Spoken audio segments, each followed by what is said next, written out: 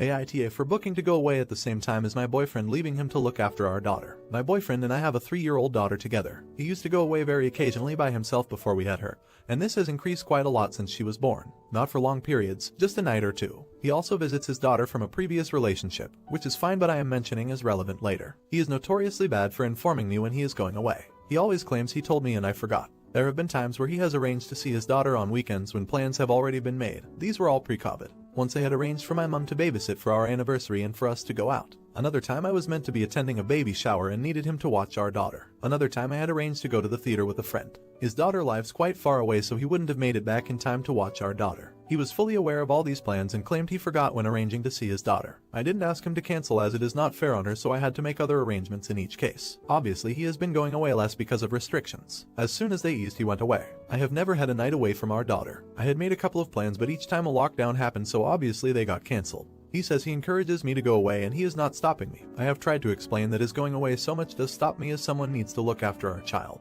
Not comfortable for either of my parents to watch her yet, just in case of any risk. In the summer, once restrictions are lifted, I have arranged to see my friend for a couple of days. I told him about it and he said I couldn't do it on that date because he was going on a cycle holiday. I told him he hasn't told me anything about this, and yet again he claims he did and I forgot. He asked me to cancel it, saying I could go to my friend's anytime. I could rearrange it but feel I shouldn't have to. He could also rearrange camping. So I have been refusing. He is now in a sulk. Am I the idiot for not rearranging my plans? Edit. I had got a family calendar when the issues of his double booking seeing his daughter arose. Problem is, he will only write in it if I nag him to do so. Or he will say he will do it later and not to treat him like a child. Update. Not sure if anyone really wanted an update, but the situation came to a head, so I just wanted to vent.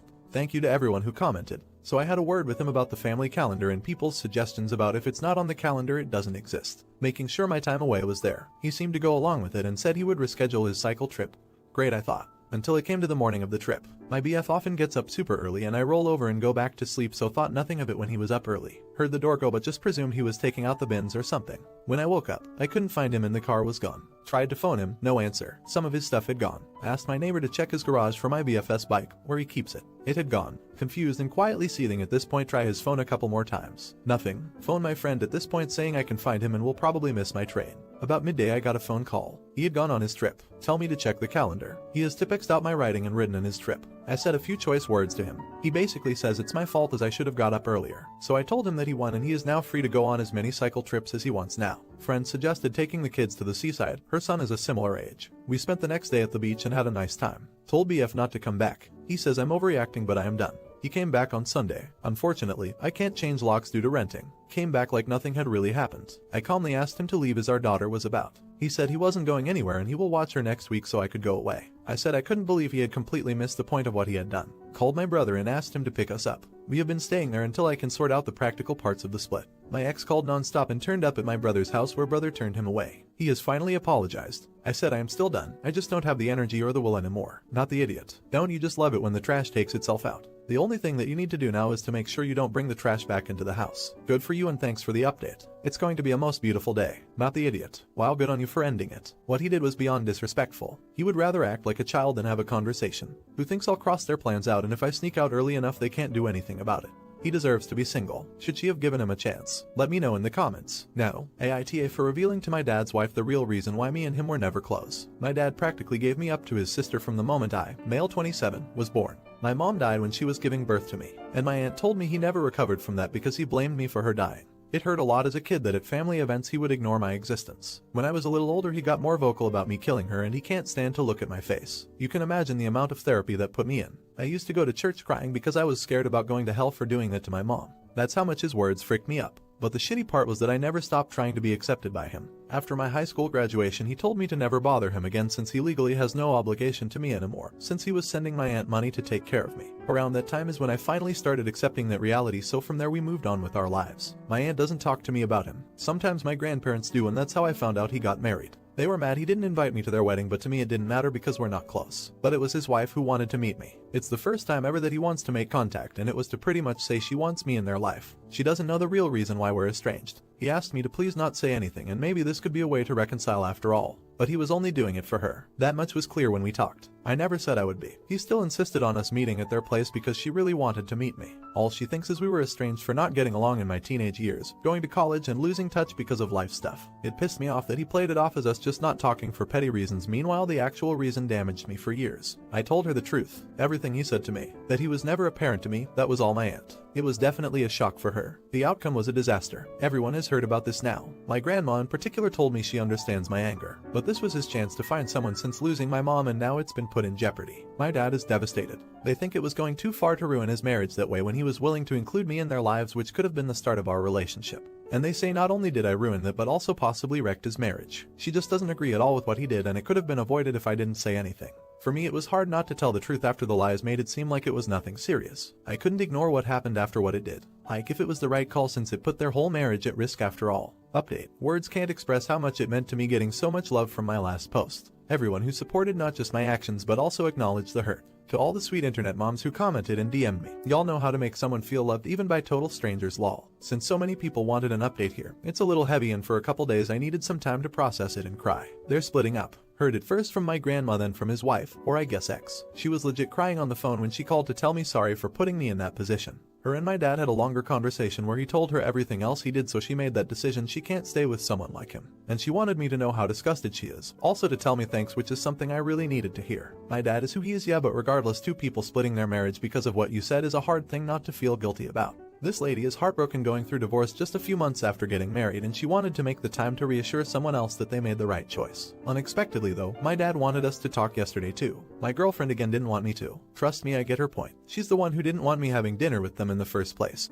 For one thing, we didn't know what he wanted to talk about and what would that do to my mental health. It was probably a bad risk to take, but I met with him. And yeah, I should listen to my girlfriend more when it comes to this stuff. First time in my life I think we had a conversation about my mom. How much he loved her, them being happy and excited about having a family. But then she died and he told me even if it's wrong he can't ever not blame me because simply, if I hadn't been born, she'd still be here. He's only sorry for not completely staying away from me and saying horrible things growing up. While he wasn't saying this to be malicious since he seemed sincere, it was still an ouch for me. In the end we decided having a relationship with each other was never gonna happen and said goodbye. He at least apologized for trying to put me in that position. First good thing he ever did was tell me what happened with his wife wasn't my fault. Then I just went home and cried. Had my day to process a short therapy session and support from both my aunt and girlfriend to get me through. The rest of my family is leaving me alone, at least so glad that in the end it was resolved. Not a total happy ending I know, but in the end it's better this way. Not the idiot. You gave that woman the best possible gift she could ever have, honesty. Something that she clearly didn't get from her own husband, which is a second tragedy in all this. The truth of what happened would have eventually come out at some point, so the best thing for you and for her was what happened when it happened.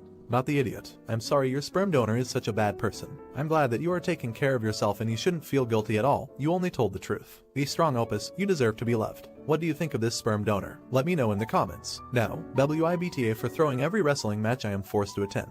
My male, 15, school has recently restarted all of the sport programs after almost a year of no limited activity. Before that I was part of the swim team, one of the smaller groups at our school. I love swimming and it really sucked that we couldn't go for such a long time. With the restart, the school also made a new system. Every student writes down 3 different after-school activities in order of interest. So 1. Choice is your favorite, 2. Your second favorite, and so on. The teachers in charge of the groups then pick the students. First pick is students who already belong to the groups before lookdown. Second pick is then random, and third pick is if there are still places left open in the group. Since I was part of the swim team before and put it down as my first choice, I would basically be guaranteed to get in.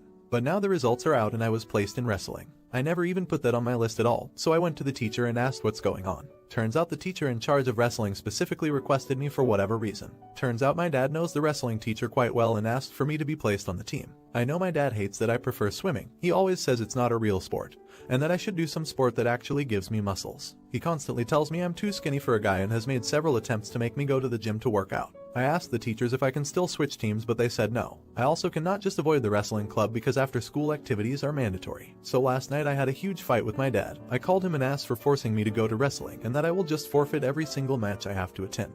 He threatened me, saying if I do that he will take away all my electronics and I will only be allowed to leave the house for school and nothing else. My mom says I should have the right to choose whatever sport I want.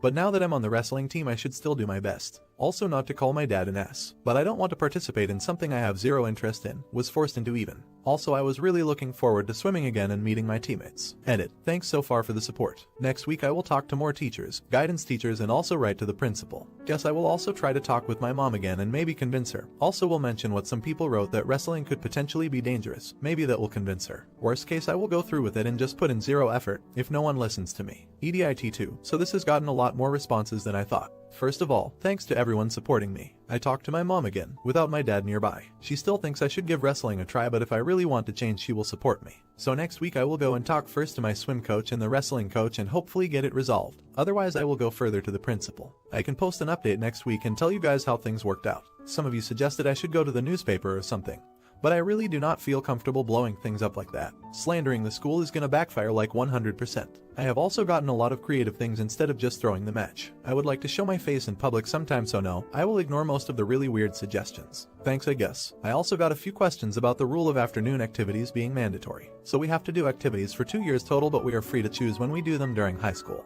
We can choose between a lot of club activities offered by the school, not just sports, but all kind of activities. Music, art, reading, writing clubs, gardening, or even game design. School club activities are always free, and if you require financial assistance like an instrument or so, I think you can also get financial aid. But I don't really know the details. Additionally, if we attend a club or regular activity outside of school, we can also get credits for that. Just need work it out with the teachers. We also don't get grades or something. It is just noted on our final report. I also do not really know what happens if you don't complete them. Update. First things first, I am back on the swim team. For now, today was a really weird and awkward day. First opportunity, I went to talk to my swim coach and explain the whole situation, and that I'm not willing to stay on the wrestling team. He was pretty mad at my dad as well as the wrestling coach, so he took me to the secretary, explained the whole thing, and asked her to change the list. She was in turn quite mad, because apparently the whole system is a big mess. I'm not even remotely the only student who was misplaced. So then the secretary called in my homeroom teacher. There were a lot of accusations. I was just standing there feeling awkward. Really weird to see 3 adults being mad at each other. In the end, I was basically told by all 3 to just ignore the whole thing and that I can just join the swim team if I want to.